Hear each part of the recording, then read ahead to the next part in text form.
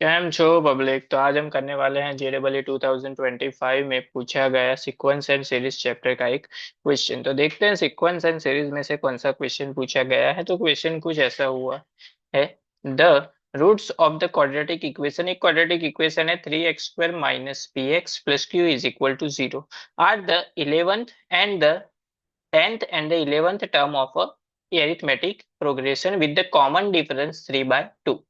If the sum of the first 11 term of the arithmetic progression is 88, then q minus 2p is equal to how much, वो हमें को यहाँ पे find out करना है।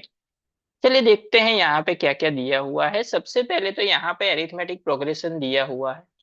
तो सबसे पहले तो अरिथमेटिक प्रोग्रेशन की जितनी भी फॉर्मूला है वो हम मेमोराइज कर लेते हैं। सबसे पहले तो ए एन उसकी फॉर्मूला होती है a plus n minus one into d. पूरा जो कॉन्सेप्ट है ये वाला क्वेश्चन 10th स्टैंडर्ड के बेसिस पे है। एस एन जो है उसकी फॉर्मूला होती है n/2 ब्रैकेट में 2a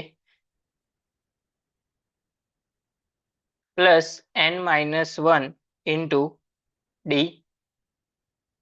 ये दो फॉर्मूला है उसकी। अभी यहाँ पे एक क्वाड्रेटिक इक्वेशन हमारे पास क्या है, 3x² minus p x plus q is equal to 0।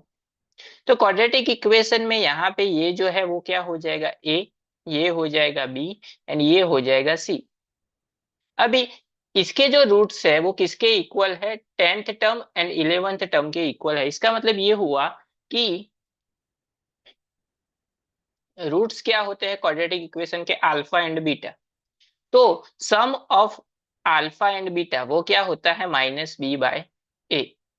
Minus B उसकी वैल्यू क्या है, -p, तो माइनस माइनस हो जाएगा प्लस, यानी कि वो होगा p/a की वैल्यू क्या है 3, तो यहाँ पे आ जाएगा 3। इसका मतलब alpha plus beta is equal to क्या होगा, p/3।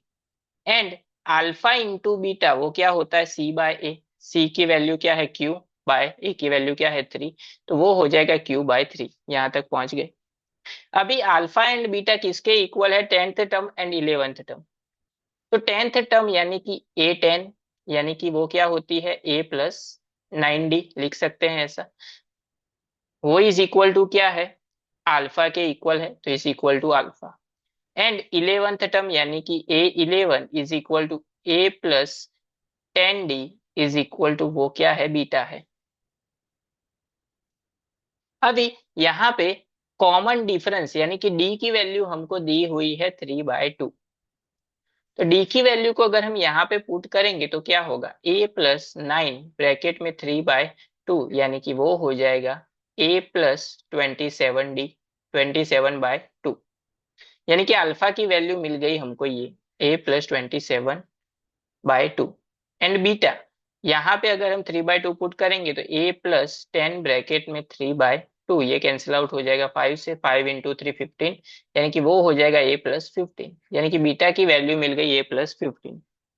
अभी दोनों वैल्यू को हम यहाँ पे रख देते हैं, लेकिन उससे पहले हमारे पास क्या है कि आगे क्या दिया हुआ है, सम ऑफ 11th टर्म, यानी कि S11 उसका जो वैल्यू है वो क्या है हमारे पास 88। अभी S11 यानी कि फॉर्मूला क्या है, n/2 यानी कि 11/2 ब्रैकेट में 2a प्लस n-1 यानी कि 11 - 1 वो हो जाएगा 10 इंटू डी, डी की वैल्यू क्या है 3/2, ये कैंसिल आउट हो जाएगा यहाँ से 5 से। इसकी वैल्यू क्या है S11 की 88, तो यहाँ पे 88 लिख सकते हैं। 2 इस साइड डिवीजन में है, सामने की साइड चला जाएगा तो मल्टीपल में, एंड 11 इस साइड मल्टीपल में, सामने चला जाएगा तो डिवीजन में। Is equal to 2a plus 5 into 3 वो हो जाएगा 15, ये कैंसिल आउट हो जाएगा 8 से। 5 इंटू 2 यानी कि 16, ये चला जाएगा सामने तो -15 हो जाएगा, इज इक्वल टू 2a। तो 16 - 1 15, यानी कि वो हो जाएगा 1, इज इक्वल टू 2a। तो a की वैल्यू क्या मिल गई, 1/2, यानी कि फर्स्ट टर्म की वैल्यू क्या मिल गई हमको, 1/2। तो हम यहाँ पे a की जगह पे अगर 1/2 पुट करें तो अल्फा इज इक्वल टू क्या है हमारे पास, a प्लस 27/2। 1/2 पुट करेंगे तो 1/2 प्लस 27/2, तो वो हो जाएगा 28/2, यानी कि वो हो जाएगा 14।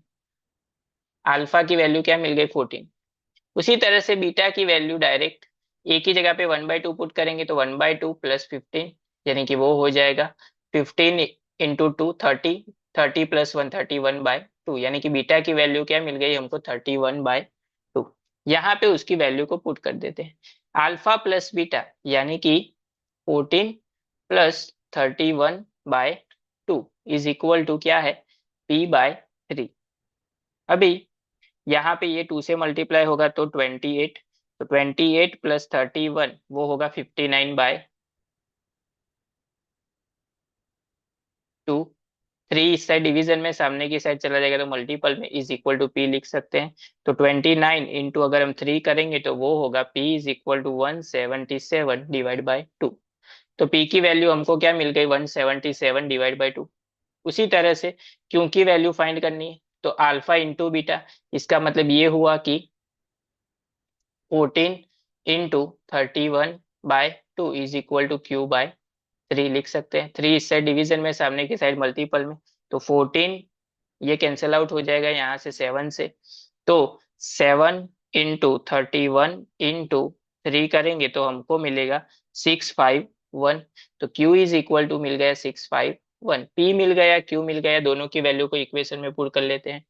Q-2P, क्यू की वैल्यू क्या है 651, माइनस 2 इंटू पी की वैल्यू 177/2, 2 क्या हो जाएगा कैंसर, 651 में से 177 माइनस होगा तो आंसर होगा 474। इसका मतलब ये हुआ कि P-2 Q-2P उसका आंसर क्या मिल गया 474।